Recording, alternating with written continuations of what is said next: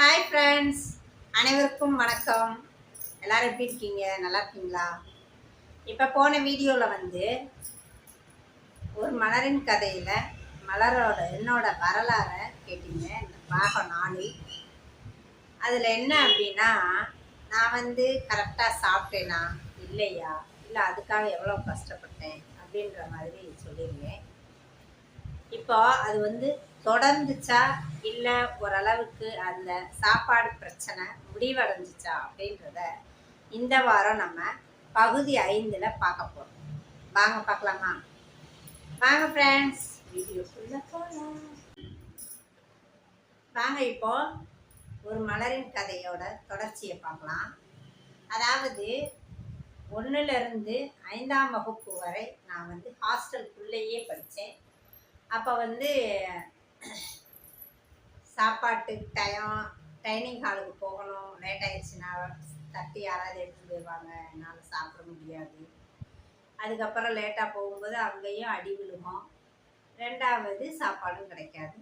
லேட்டாக போகிறதுக்கும் என்கிட்ட தட்டு இருக்காது. அதுதான் மெயின் ரீசனே. இப்போ இந்த மாதிரி 1ஆம் கிளாஸ்லேருந்து 5வது வரையும் இதே மாதிரி தான் போயிட்டு இருந்துச்சு. வாரத்தில் 2 நாள் 3 நாள் விரதம், அதாவது ஒரு வேலை அல்லது 2 வேலையோ இந்த மாதிரி தான் போச்சு. இப்படி போயிட்டுருக்கோம். இன்னொரு விஷயம் அப்படின்போது, ஒரு 5ஆம் கிளாஸ் வரும்போது ஒரு ஃப்ரெண்டு எனக்கு வடிவு, அதாவது அந்த பிள்ளை பேர் பழனி வடிவு அப்படின்னு, அதுவும் நானும் பெஸ்ட் ஃப்ரெண்டாக மாறணும். அது என்னைய விட 1 இயர் கூட, ஒரு வயசு கூட அந்த பிள்ளைக்கு. அப்போ அந்த பிள்ளையோட ஃப்ரெண்ட்ஷிப் பிடிக்கும்போது கொஞ்சம் எனக்கு தெளிவாயிடுச்சு. கொஞ்சம் அது என்னை விட மூத்த பொண்ணு இல்லையா, அந்த பொண்ணோட நான் கூட இருக்கும்போது கொஞ்சம் கொஞ்சம் இப்படி இருக்கணும் அப்படி இருக்கணும் அப்படின்னு சொல்லி 2 பேரும் நல்ல திக் ஃப்ரெண்ட்ஸ் ஆகிட்டோன்னா பார்த்துக்கோங்க. அவங்க ஊர் எதுன்னு பார்த்தீங்கன்னா, மதுரையில் திருவாதூரில் தான் அவங்க வீடு. அவங்க ஊரும் அதுதான் சொந்த ஊர். எனக்கு சொந்த ஊர் மதுரை தல்லாகுளம். அப்போ அந்த பிள்ளை கூட சேர்ந்து நான் பழக கொஞ்சம் விவரங்கள் எனக்கு தெரிய வந்துச்சு. அங்கே உள்ள வார்டன் என்னையே பழனி வடிவுன்னு கூப்பிடுவாங்க, அந்த பிள்ளைய மலர்னு கூப்பிடுவாங்க.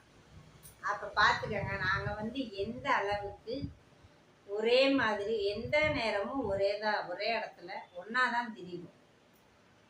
அந்த அளவுக்கு நானும் அந்த பிள்ளையை ரொம்ப திக் ஃப்ரெண்ட்ஸ் ஆகிட்டோம். அதுக்கப்புறம் எங்கள் அம்மா வருவாங்க, அவங்க அம்மாவும் வருவாங்க. அம்மாவும் பேசிக்கிட்டாங்க. ஒரே இடத்துல சேர்ந்து உட்காருவோம், சேர்ந்து சாப்பிடுவோம், சேர்ந்து அவங்க அம்மா தலை செய்ய விடுவாங்க அந்த பிள்ளைக்கு, எங்கள் அம்மாவும் எனக்கு பார்த்து விடுவாங்க. இந்த மாதிரி போய்கிட்டு இருந்துச்சு. அதை கடைசியில் எங்கள் அம்மா வரலை அப்படின்னா அவங்க அம்மா என்னை கண்டிப்பாக கூப்பிட்டு விட்டுருவாங்க. எனக்கு போகிறதுக்கு கொஞ்சம் சங்கடமாக தான் இருக்கும்.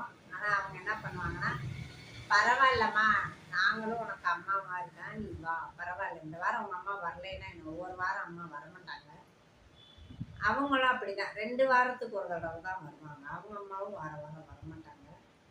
இப்படி ஒரு சூழ்நிலையில் என்ன ஆயிடுச்சு அப்படின்னா, எங்கள் அம்மா வரும்போது அந்த பிள்ளை ரொம்ப சங்கடப்படுது, பிடிவாதமாக வரவே மாட்டேங்குது. ஒரு நேரம் வரும், ஒரு நேரம் வராது. நான் என்ன பண்ணுவேன், கட்டாயப்படுத்திடுவாங்க.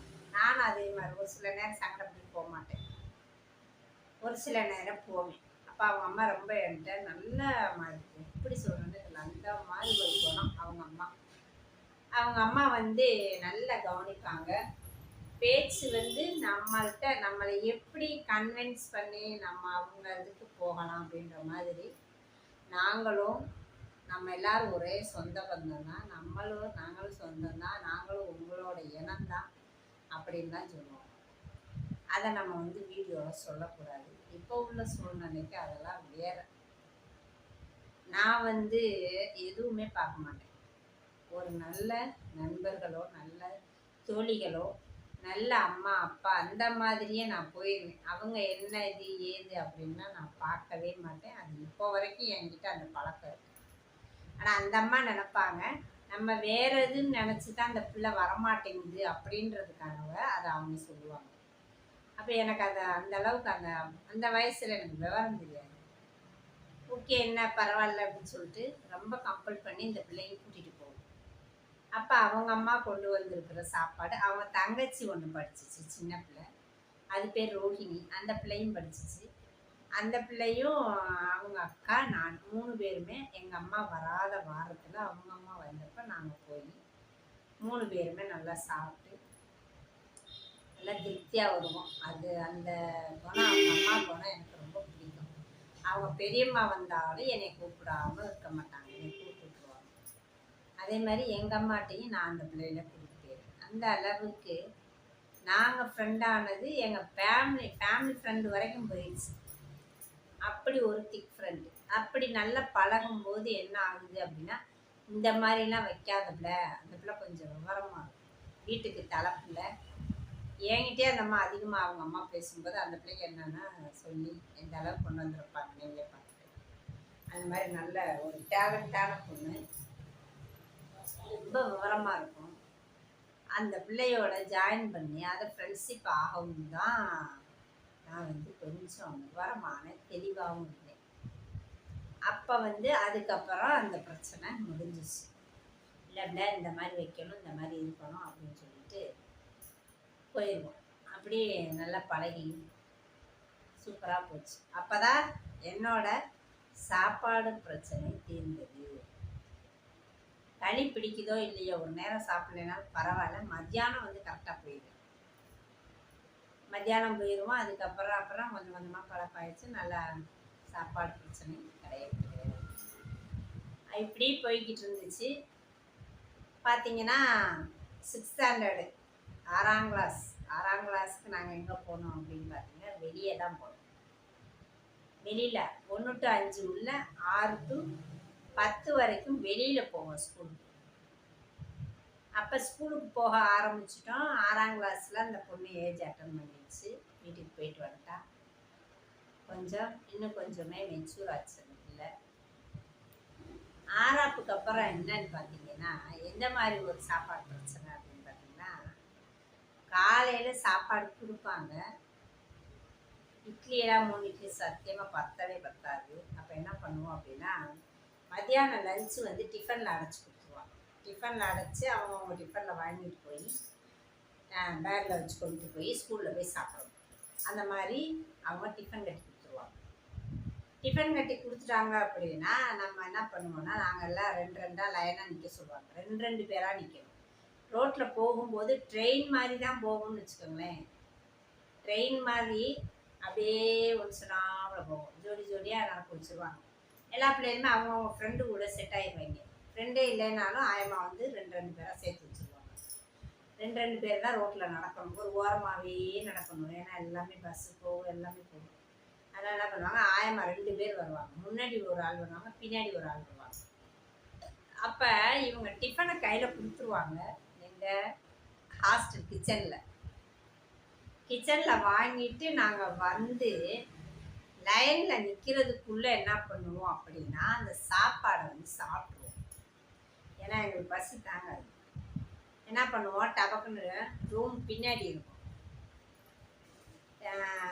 ரூமாக இருக்கும். அந்த ஹாலுக்கு பின்னாடி வந்து ஒடியாந்துருக்கும். நான் மட்டும் கிடையாது, எத்தனையோ பிள்ளைங்க அந்த மாதிரி சாப்பிடுவோம். அது என்ன ஆகும் அப்படின்னா, அவங்க வந்து டிஃபன் பாக்ஸை திறந்தா எல்லாமே சுடும் ஃப்ரெண்ட்ஸ், சூடாக இருக்கும். ஆனால் நமக்கு பசி அதை விட சூடாக இருக்கும். என்ன பண்ணுறது, என்ன பண்ணுவோம், சூட்டை அப்படியே சாப்பிடுவோம். இது எங்களுக்கு 6th போகும்போது என்ன ஆச்சு அப்படின்னா, ஃபுல்லாகவே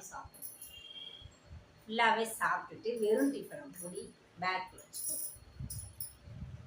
இது கொஞ்ச நாள் தொடர்ந்து போகும்போது ஏதோ ஒரு சூழ்நிலையில் எப்படியா அவங்க ஆயம்மாவுக்கு இந்த நியூஸ் போயிடுச்சு, வார்டனுக்கும் போயிடுச்சு, ஆயம்மாவும் காதுக்கும் இந்த நியூஸ் போயிடுச்சு. இப்போ வந்து அதுக்கப்புறம் என்ன ஆகும் அப்படின்றத நம்ம நாளைக்கு பார்க்கலாம் ஃப்ரெண்ட்ஸ்.